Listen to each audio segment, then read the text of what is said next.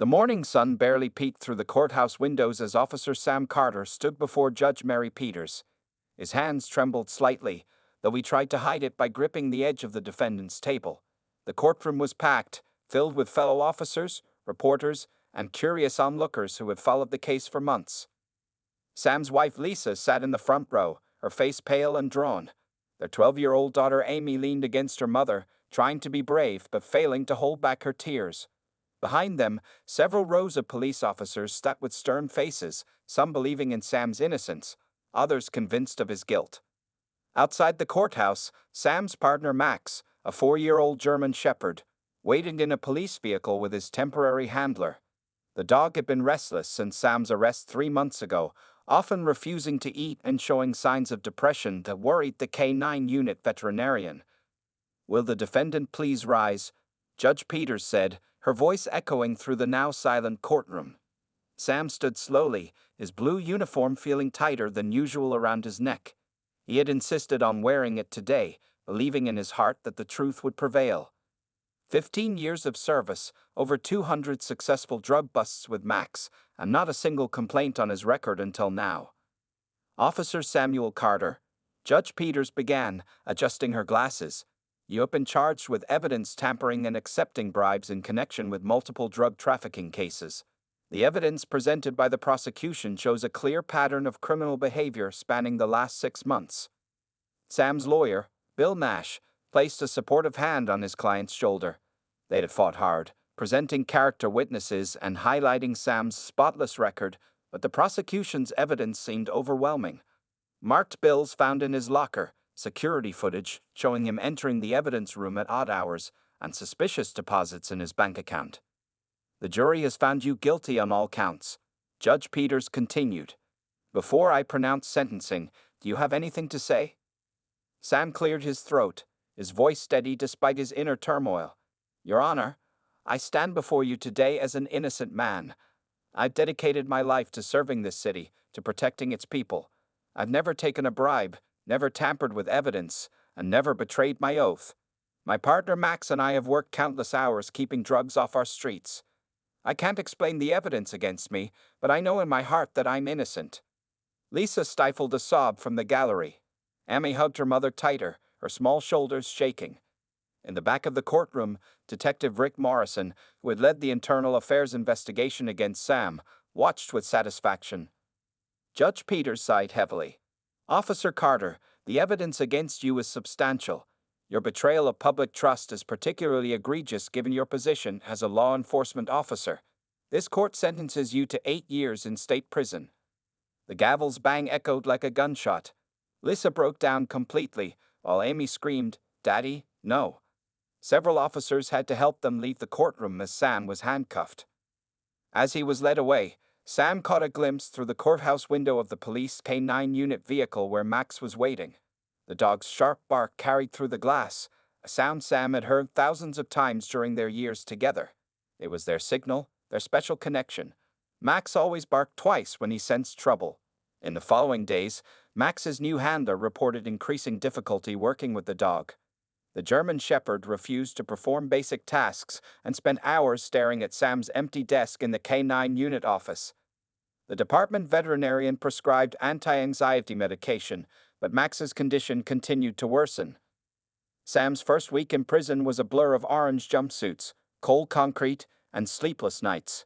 His cell, barely big enough for a bed and toilet, became his world. The other inmates, learning he was a former cop, kept their distance, some out of respect, others out of suspicion. During his first allowed phone call, Lisa told him she'd lost her job at the local pharmacy. Nobody wanted to employ the wife of a corrupt cop. They were selling the house, moving in with her parents until they could figure things out. Emmy had stopped going to school after other kids started bullying her about her father. "I'm so sorry," Sam whispered into the phone, his forehead pressed against the cold wall. "I don't understand how this happened. You know I would never." "I know, Sam," Lisa interrupted, her voice breaking. "I believe you. Emmy believes you. But believing isn't enough anymore. We need you home, but you're not coming home, are you?" Late at night, in his cell, Sam would close his eyes and remember training sessions with Max. The way the dog's ears would perk up at his commands. How he would press his warm body against Sam's leg during their patrols, his excited barks when he successfully found hidden drugs. These memories kept him going, even as the reality of his situation threatened to crush his spirit. 1 month into his sentence, Sam received news that Max had been retired from service due to his inability to work with other handlers. The dog had been adopted by a K9 training facility 2 states away. Something about this detail nagged at Sam's mind. The facility's name sounded familiar, but he couldn't place why. Meanwhile, unknown to Sam, rookie detective Katie Morgan was starting her first week in the narcotics division. As she organized old case files, she noticed something odd about the evidence logs from Sam's cases. Small discrepancies that others had missed, timestamps that didn't quite match up. She made a note but kept her observations to herself, remembering how her father, also a cop, had taught her to watch and wait before acting. Sam's thoughts increasingly turned to Max. He filed request after request to see his K9 partner one last time, each one denied by the prison administration. Police dogs are not considered family members, the responses stated coldly. But Sam knew different. Max wasn't just a dog or a tool. He was family, partner, friend. During exercise period in the prison yard, Sam would sometimes hear police sirens from beyond the walls.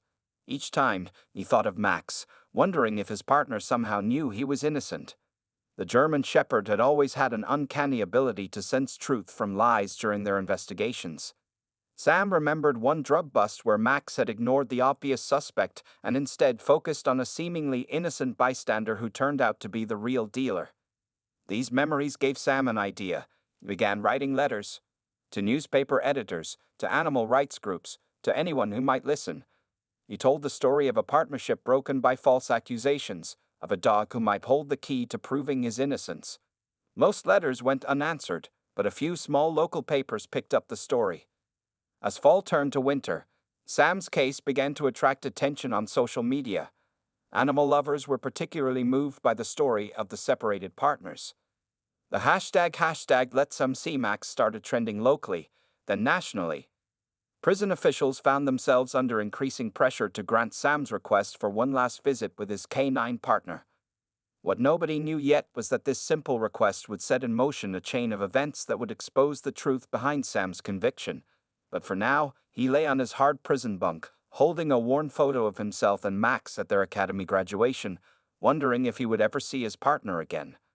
Outside the prison walls, Detective Katie Morgan stared at her computer screen, frowning at surveillance footage from the night certain evidence had supposedly been planted in Sam's locker. Something wasn't right about the shadows, the timestamps, the way people moved through the frame. She began to dig deeper, unaware that she was about to uncover a conspiracy that went far beyond one wrongfully convicted officer.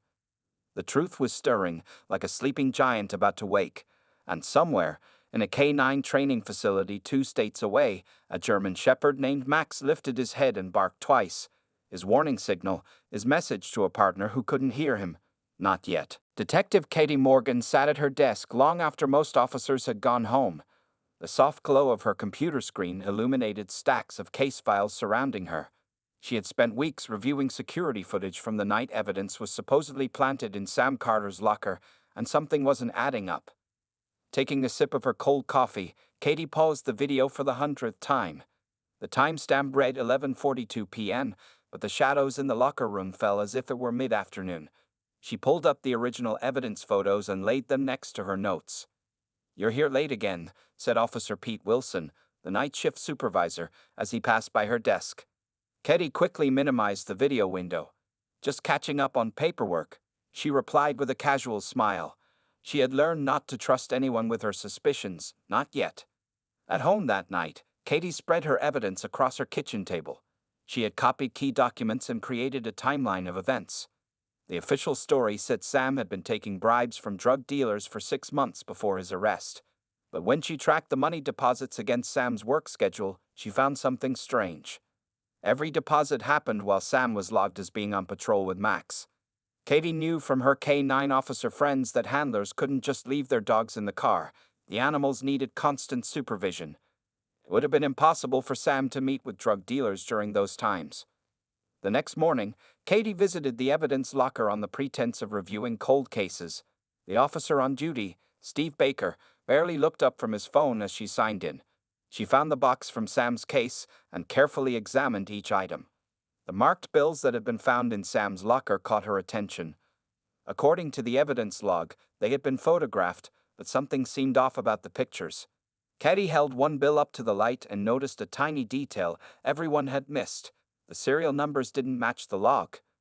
During her lunch break, Katie drove to the bank where Sam had supposedly deposited the bribe money. The friendly teller, Nancy, was happy to help when Katie showed her badge. These transactions, Katie said, pointing to her notes, would have been made in person, right? Nancy checked the records. Actually, they were all mobile deposits made through our app. Katie felt her heart race. Would you have security footage from those dates? Of course, Nancy replied, but it won't show anything. Mobile deposits are made remotely. This was the break Katie needed. Sam didn't even have a smartphone. He had always joked about preferring his old flip phone. There was no way he could have made those deposits. Back at the station, Katie noticed Officer Paul Bennett watching her from across the room. He had been on the internal affairs team that investigated Sam. Something about his expression made her uneasy. That evening, Katie decided to review the surveillance footage one more time. She noticed something she had missed before. Just before the timestamp showing Sam entering the locker room, there was a split-second glitch in the video. Using basic video software, she slowed down the footage frame by frame. The glitch wasn't a technical error, it was an edit point. Someone had spliced together footage from different days to make it look like Sam was in the locker room when the evidence was planted. Katie's hands shook as she dug deeper into the surveillance archives. She found the original, unedited footage from that day. It showed Officer Bennett entering the locker room at the exact time Sam was supposed to be there. Looking for something specific, a voice made her jump. Detective Rick Morrison stood behind her, his face unreadable. Just reviewing old cases, Katie said, trying to keep her voice steady. Learning from past investigations. Morrison nodded slowly. Some cases are better left closed, rookie.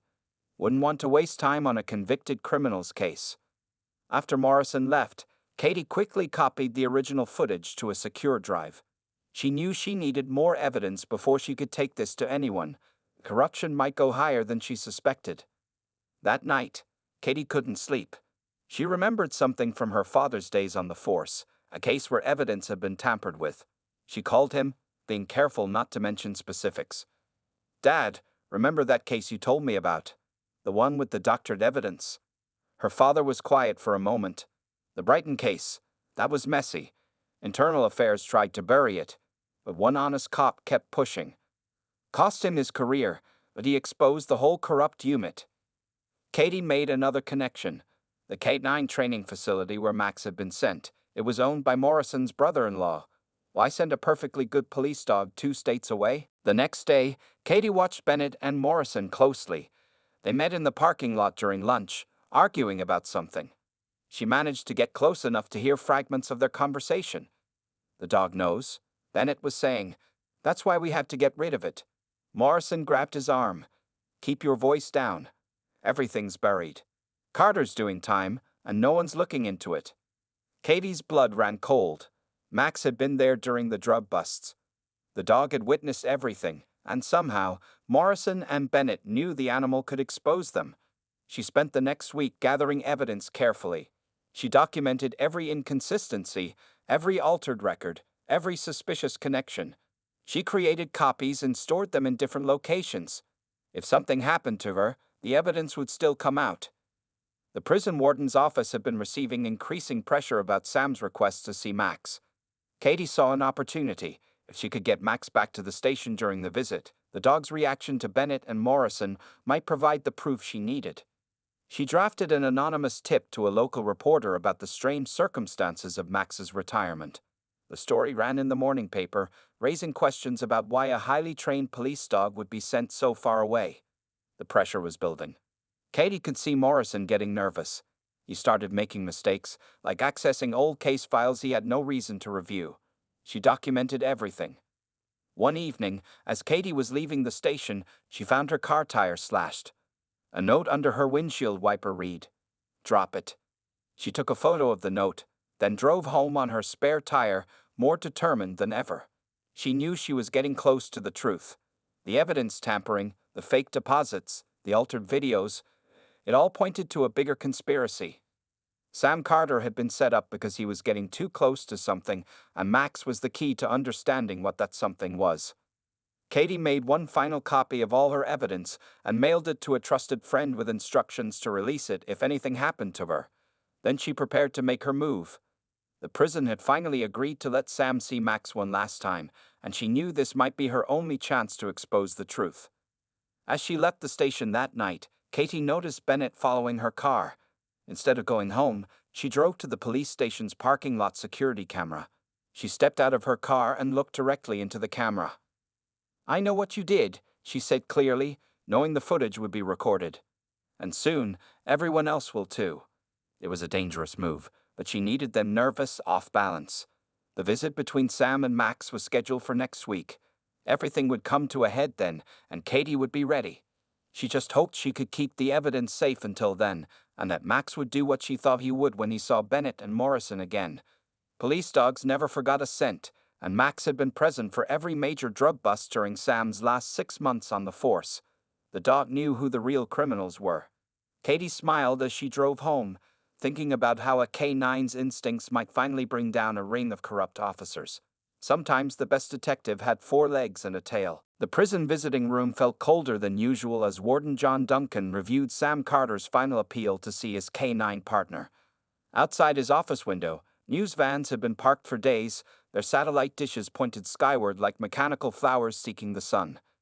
"This is becoming a public relations nightmare," the warden muttered, shuffling through the stack of letters and emails on his desk. Animal rights groups had been flooding his office with requests, and the hashtag #LetSomeSteamax was now trending nationwide. Sam sat in his cell, holding the worn photo of Max from their graduation day. 3 months had passed since his conviction, and each day without his partner felt like a year. The other inmates had begun calling him Dogman, but there was no mockery in the nickname. They had seen his story on the news. "Carter, the warden wants to see you," a guard announced, rapping his baton against the cell bars. Sam's heart jumped as he followed the guard through the gray corridors. In the warden's office, the afternoon sun cast long shadows across the desk where Duncan sat frowning at paperwork. "Officer Carter," the warden began, then corrected himself. "Mr. Carter, your request to see your former K-9 partner has gained considerable attention." Sam leaned forward in his chair. "Sir, Max isn't just a police dog. We worked together for 4 years. He's family." The warden studied Sam's face. "The department regulations are clear about police dogs being equipment, not family members." "Then why did they retire him?" Sam asked quietly. Max was in his prime. He had years of service left. Duncan shuffled uncomfortably in his chair. The question had been raising eyebrows in law enforcement circles. A perfectly trained police dog, suddenly unable to work with any other handler, sent to a facility 2 states away, it didn't add up. "I decided to grant your request," Duncan finally said. "1 hour, next Wednesday. The visit will be supervised, and there will be no physical contact." Sam's eyes filled with tears. "Thank you, sir. Thank you." Meanwhile, Katie Morgan was putting the final pieces of her plan together. She had arranged to be one of the officers supervising the visit, along with Officer Greg Matthews, who she believed wasn't part of the corruption. She had also made sure Bennett would be there, claiming it was required for security purposes. The news of the approved visit spread quickly. Local media ran stories about the police dog traveling back to see his imprisoned handler. Animal lovers sent donations to cover Max's transportation costs. The K-9 training facility, under public pressure, agreed to bring Max to the prison. The night before the visit, Sam couldn't sleep. He paced his small cell, remembering all the nights he and Max had spent patrolling together. The way Max would alert to hidden drugs, his precise movements, his unwavering loyalty. Something had always bothered him about his last few drug busts, the way Max had acted strangely, trying to alert on people who weren't suspects. Wednesday morning arrived with a mix of rain and sunshine. The prison parking lot filled with news crews and supporters holding signs with pictures of Sam and Max. Inside, Katie watched as Bennett paced nervously near the security checkpoint. "Everything okay?" she asked innocently, noting how he jumped at her voice. "Fine," Bennett snapped, "just making sure proper procedures are followed." The visiting room had been cleared of other inmates and visitors. Sam was brought in first, his hands cuffed in front of him. He sat at a table, heart pounding as he waited. Katie positioned herself near the door, her body camera carefully angled to capture everything. Then they heard it, the familiar click of dog nails on the concrete floor. Max entered the room, led by his handler from the training facility. The German shepherd's ears perked up immediately, and his tail began to wag. "Max," Sam whispered, his voice breaking. The dog whined, pulling at his leash. His handler tried to maintain control, but Max's training kicked in. He caught a scent that made his nose twitch. His head turned toward Bennett, who had stepped back against the wall. "Keep that dog controlled," Bennett ordered, his voice sharp with fear. Max's behavior shifted instantly. His ears flattened, his body tensed, and he began the low growl that Sam knew well, the sound he made when he detected drugs. "Max, what is it?" Sam asked, falling naturally into their old working pattern. The dog's growl deepened as he stared at Bennett. Katie watched as the officer's face went pale. She had positioned herself between Bennett and the door, her hand near her weapon. "That dog is aggressive," Bennett shouted. "This visit needs to end now." But Max wasn't being aggressive, he was doing his job. The same job he had done on those last few drug busts, when he had tried to alert on officers instead of suspects. Sam suddenly understood why he had been framed. "He knows," Sam said quietly. "He's been trying to tell us all along." Katie stepped forward. "Officer Bennett, I think we need to talk about those drug busts from 6 months ago. The ones where Max kept alerting on the wrong people, or were they the right people after all?" The room fell silent except for Max's continued growling. Bennett's eyes darted between the dog, Katie, and the door. Sam sat very still, watching his partner do what they had trained for, finding the truth. "This is ridiculous," Bennett sputtered. "You can't possibly believe a dog over a police officer." "Actually," Katie said, pulling out her phone, "I believe the evidence. The surveillance footage you doctored, the fake deposits, and now Max's reaction. Dogs don't lie, Officer Bennett. They don't plant evidence either." Max barked twice, his danger signal, as Bennett made a sudden move toward the door. Katie was faster, blocking his path as other officers rushed in. "Officer Bennett, you're under arrest," she announced, as Max's handler struggled to control the excited dog. "We'd have a lot to talk about, including why you and Morrison were so eager to get Max transferred out of state."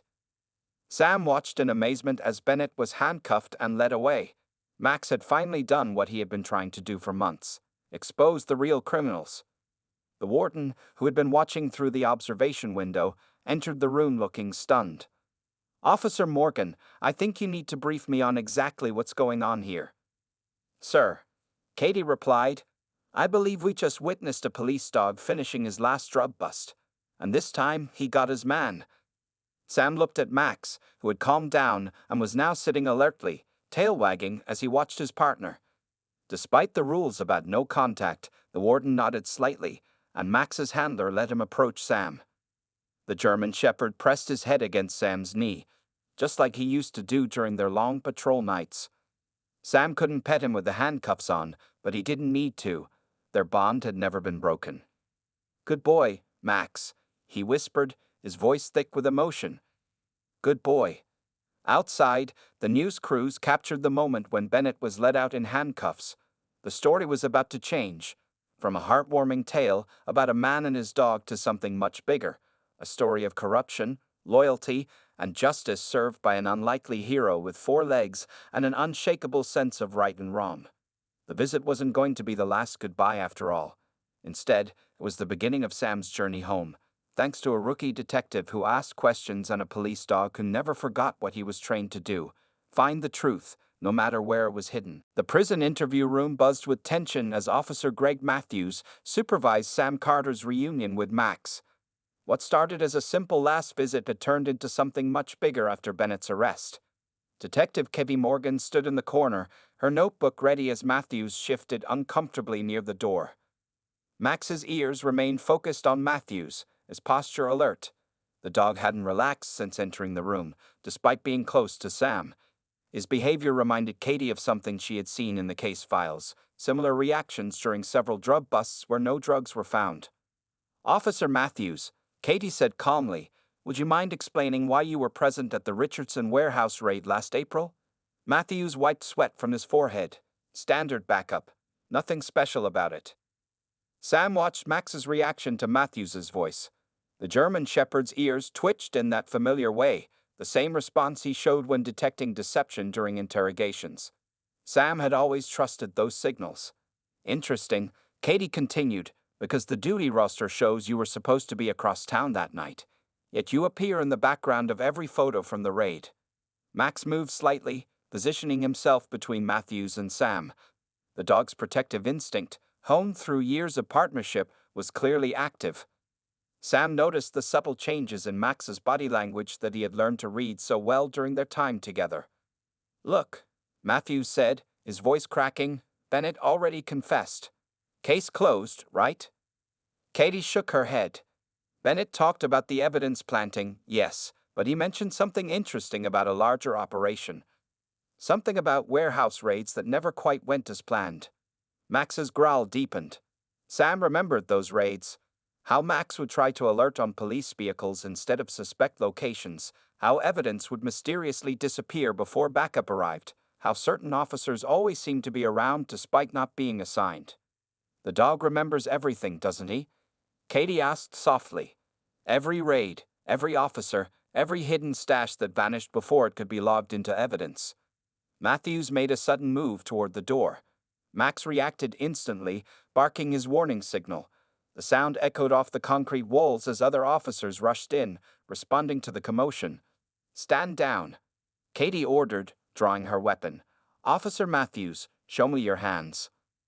Sam watched as his former colleague's face transformed from nervous to desperate. "You don't understand," Matthews pleaded. "Morrison runs everything. The warehouses, the evidence, the whole operation. Bennett was just a low man. I had no choice." Max's continued barking drew more attention. Through the observation window, Warden Duncan watched with growing concern as the scene unfolded. He pressed the intercom button. "Do you need assistance, Detective Morgan?" "Send in backup," Katie replied, keeping her weapon trained on Matthews. "And get internal affairs on the phone. The real ones this time, not Morrison's people." As officers secured Matthews, Max finally relaxed, returning to Sam's side. The dog pressed against his leg, a familiar gesture of partnership that brought tears to Sam's eyes. All those months in prison, he had questioned everything except Max's instincts. "He knew," Sam said quietly to Katie. "Every time we went on those raids, he tried to tell me something was wrong. I just didn't understand what he was alerting to." Katie nodded, holstering her weapon. "Police dogs are trained to detect more than just drugs. They pick up on stress, fear, deception. Max was doing his job perfectly. We were just looking for the wrong signs." Over the next few hours, Matthews broke down completely. He revealed how Morrison had built a network of corrupt officers who would raid warehouses, steal drugs and money before they could be logged as evidence, then use Sam's exemplary record as cover for their operations. "We needed someone clean," Matthews explained during his official statement. "Carter's reputation was perfect. Nobody would question his busts. When Max started acting strange during raids, Morrison knew we had to move fast. The dog was going to expose everything." The evidence room was buzzing with activity as officers reviewed years of case files. Each of Sam's supposedly dirty busts was re-examined. The pattern became clear. Locations where Max had acted oddly matched perfectly with raids where evidence had vanished. In the prison warden's office, Katie laid out the full scope of her investigation. "They chose Sam because he was honest," she explained. "They used his reputation to hide their operation, then framed him when Max started catching on to their scheme." The warden looked through the window where Sam sat with Max, their bond clearly unbroken by months of separation. "How did they think they'd get away with it? The dog was obviously going to react to them eventually." "That's why they rushed to get rid of Max," Katie replied. "Send him far away, discredit his behavior as separation anxiety, bury any questions under paperwork and procedure." They almost succeeded. Outside the prison, news crews gathered as word spread about the developing scandal. The story of a wrongfully convicted officer and his loyal K-9 partner had captured national attention. Now it was evolving into something bigger. a tale of corruption exposed by the unshakable bond between handler and dog. Sam watched the activity through the window, still processing how quickly everything had changed. Just hours ago, he had expected this to be his final goodbye to Max. Now, his partner had helped expose the truth that would set him free. Max sat alertly by his side, occasionally glancing at the door whenever someone passed by. His training was still active, still protecting his handler even after months apart. Some bonds, Sam realized, couldn't be broken by time or distance or prison walls. Katie entered the room with a stack of papers. "Morrison's been arrested," she announced. "They found him trying to board a flight to Mexico." Max's reaction to Matthews was the last piece we needed. It confirmed the pattern we saw in all those suspicious raids. Sam scratched Max's ears, something he hadn't been able to do since his arrest. The dog leaned into his touch, tail wagging slowly. "I always told them he was the smart one in our partnership," Sam said with a small smile. The prison door opened, and Warden Duncan entered with more officials. "Mr. Carter," he said formally, "in light of new evidence, the district attorney is filing for an emergency release order. You should be processed out by morning." Sam looked down at Max, who stared back with those intelligent eyes that had seen the truth all along. "Hear that, buddy?" he whispered. "We're going home." The warden cleared his throat. "The K9 unit has also requested Max's immediate return to active duty. They're hoping both of you will consider coming back once this is sorted out." Outside the prison walls, the sun was setting on a day that had started with a last goodbye and ended with a new beginning. Thanks to a rookie detective who asked questions and a police dog who never lost faith, justice was finally being served. Max's tail wagged as he pressed against Sam's leg one more time. His job wasn't finished, and never would be as long as his partner needed him. Some partnerships went beyond training, beyond duty, beyond even the law. They were built on trust, loyalty, and a bond that could survive anything, even betrayal, separation, and the long wait for truth to prevail. 3 months after the dramatic events at the prison, Sam Carter stood in front of a mirror, adjusting his police uniform for the first time since his arrest.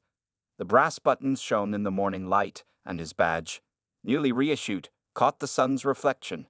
Behind him, Max sat patiently, his tail sweeping the floor in steady strokes. "You ready for this, buddy?" Sam asked, turning to his partner. Max's ears perked up at his voice, and the dog gave a soft woof in response. Today was their official reinstatement ceremony. The department had planned it carefully, a public event to acknowledge their mistake and welcome back one of their most decorated K9 teams.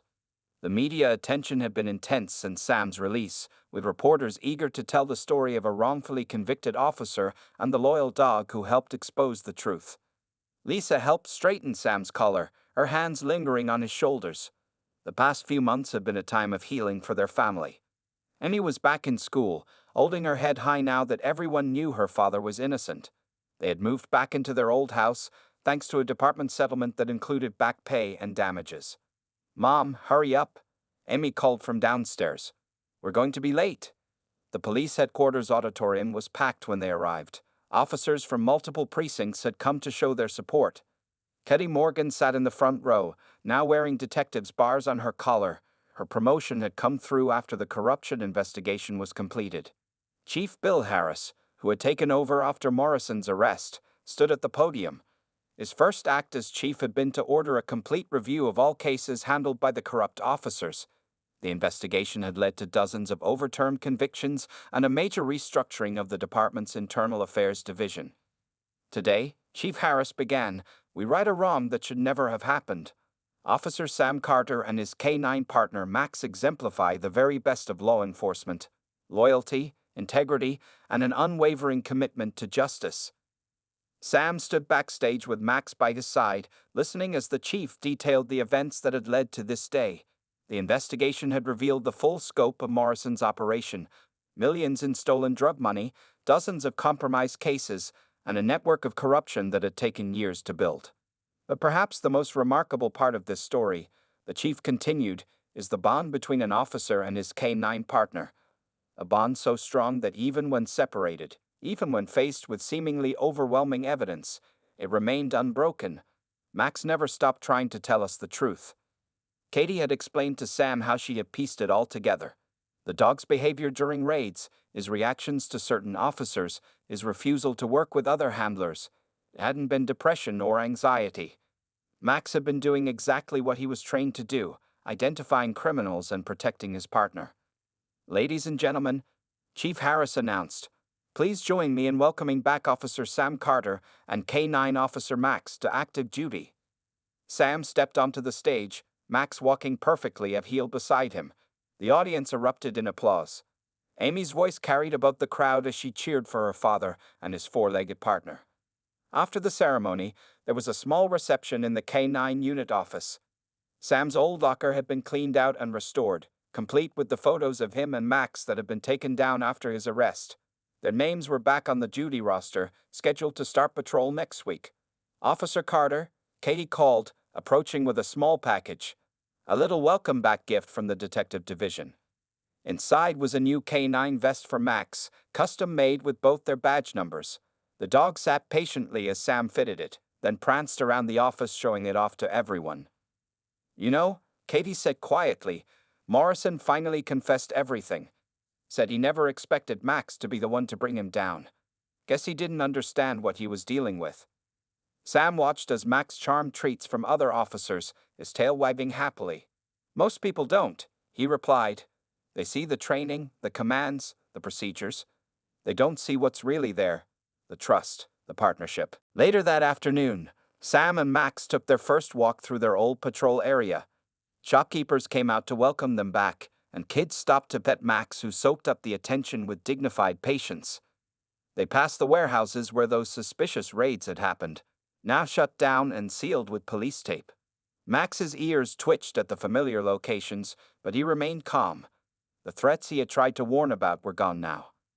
At the park where they used to train, Sam unclipped Max's leash and watched him run free. The dog bounded through the grass, circled back to check on his partner, then raced off again. Some things hadn't changed at all. "Good boy, Max," Sam called, and the German Shepherd returned instantly to his side. They sat together on a bench, watching the sunset paint the sky in shades of orange and pink. Lisa had asked him once if he wanted to retire, to take an easier job after everything they'd been through. Sam had looked at Max, remembered all they had accomplished together, and knew his answer. This wasn't just a job, it was a calling, a partnership, a purpose they both shared. The next morning, they reported for duty bright and early. Their first call was a routine patrol of the downtown area. As they walked their beat, Sam noticed how people smiled and waved, how other officers nodded with respect, how Max moved with the same confident precision he had always shown. In the police car, Max sat in his customized back seat, alert and ready.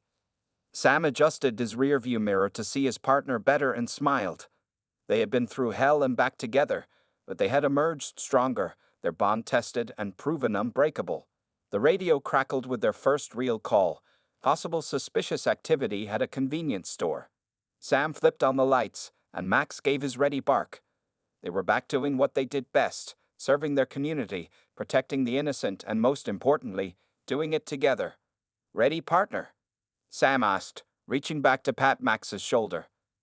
Max's answering bark said everything that needed to be said. They were more than just a K-9 team now. They were living proof that truth could survive lies, that loyalty could overcome betrayal, and that sometimes the strongest voice for justice didn't need words at all. As they responded to the call, Sam thought about how their story had changed from a last goodbye to a new beginning. Thanks to a dog who never lost faith, a detective who asked questions, and a partnership that couldn't be broken, justice had prevailed. Max sat alert in the back seat, watching the streets pass by through his window. He was back where he belonged, doing what he was born to do, with the partner he had never stopped protecting. Some things were worth fighting for, worth waiting for, worth believing in, and this partnership was one of them. The sun shone bright on their patrol car as they headed toward their next call, ready to write the next chapter of their story together. After all, every good dog deserved his day, and Max had earned his place in the history books as the K-9 who brought down a corrupt system and brought his partner home. Sam smiled as Max's tail wagged steadily behind him. They were back on the job, back in service, back where they belonged. And this time, nothing would tear them apart again.